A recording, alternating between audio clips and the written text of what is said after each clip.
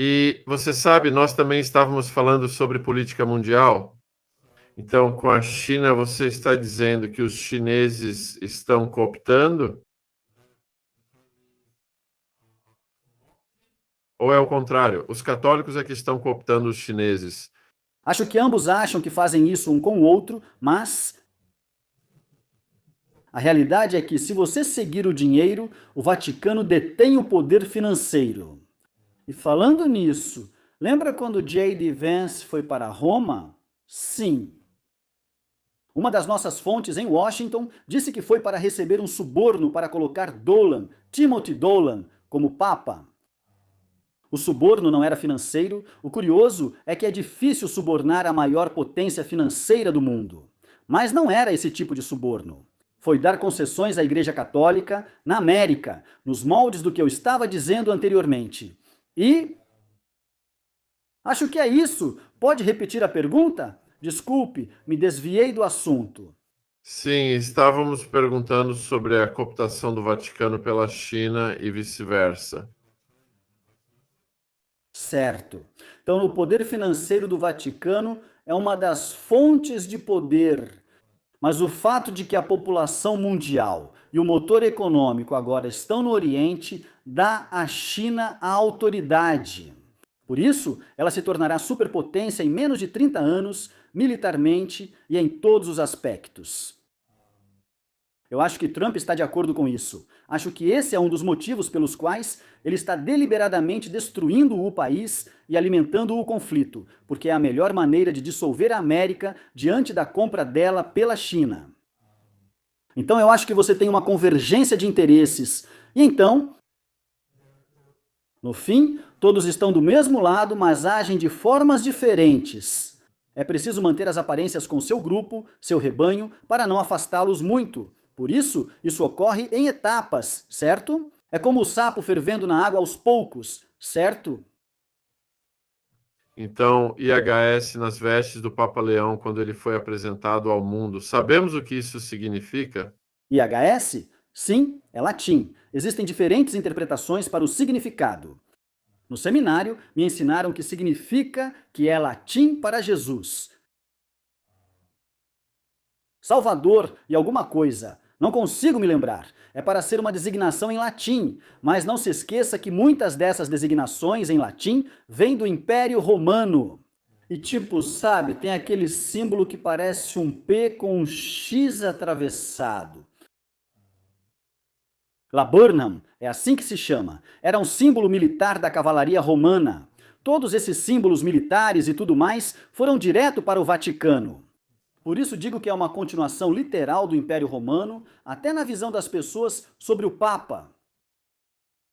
Sim, estou vendo aqui. Dizem que há uma estimativa de que a riqueza global do Vaticano pode chegar a 265 bilhões de dólares americanos. Você acha que isso é preciso ou está subestimado? Isso é uma ninharia, porque não se esqueça, calcule que cerca de 3/4 dos depósitos bancários do mundo vão para o Banco do Vaticano ou para o seu parceiro, o Banco de Compensações Internacionais, em Genebra. Muitas contas offshore e acordos financeiros desviam parte dos impostos de mais de 100 países diretamente para o Banco do Vaticano, sem o conhecimento ou colaboração de contribuintes e políticos.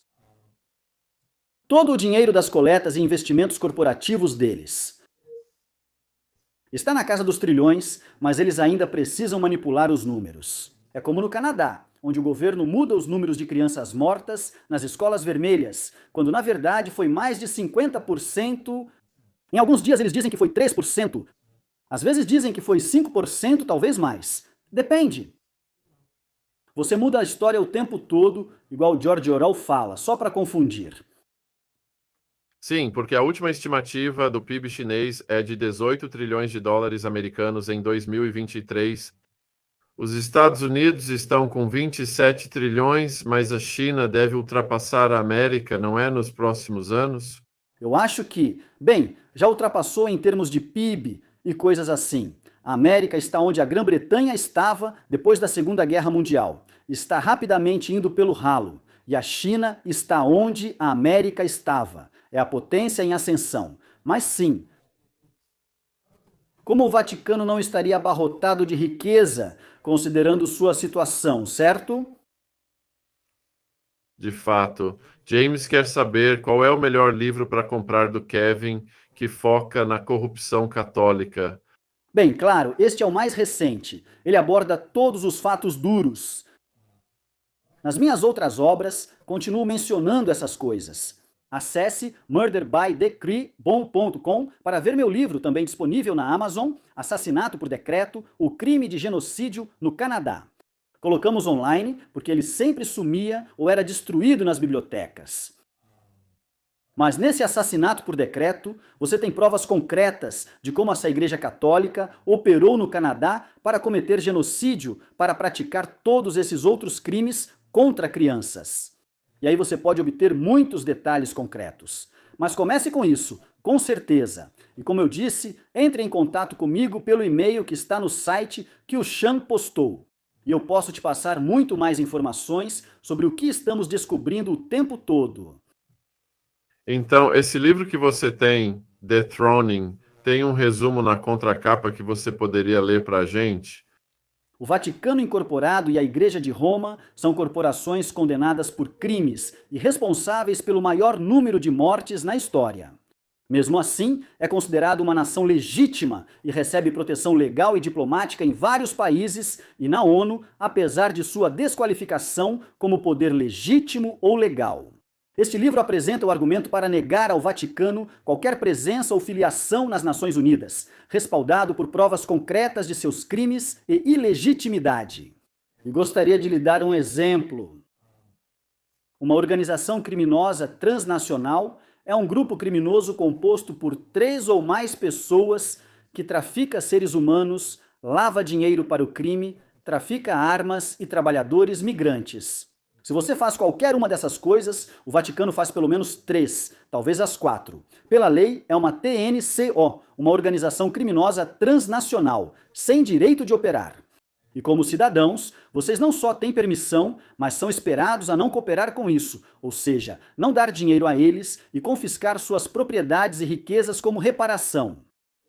Todo o dinheiro dado à Igreja Católica financia uma organização criminosa. Você está cometendo um crime contra a humanidade ao fazer isso, assim como todos os governos. A questão é que, quando todo mundo está envolvido com o criminoso, você é que parece estar errado quando diz não, certo? E você se torna o problema.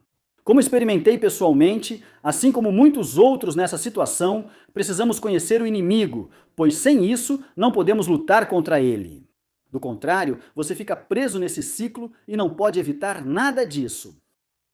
Então, Kevin, com o Papa anterior fingindo que era a favor da paz e dizendo que as pessoas não deveriam investir em fabricantes de armas, etc. Como isso se compara ao Papa atual? Ele também segue esse caminho de relações públicas ou não se importa?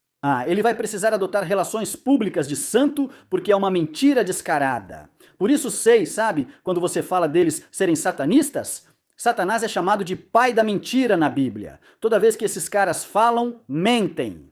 Eles precisam fazer isso, pois o Vaticano é um dos maiores traficantes de armas. Quando você olha para os investimentos dele, ele é dono da maior empresa de armas leves do mundo, a Beretta Limited. É para sistemas de mísseis, sistemas de orientação. Eles investem pesado em todos os níveis. Bergoglio pôde fazer essa declaração porque todos sabem que, na prática, não significa nada, já que o Papa é apenas uma figura simbólica. O Colégio dos Cardeais não vai declarar isso, mas seu representante, o fantoche, pode falar sem consequências. O cara atual vai fazer, se é que vai fazer algo, ele vai fazer comentários ainda mais absurdos, porque veja, ele tem que seguir o que eu acredito ser a agenda, e isso é trazer a América para o campo chinês.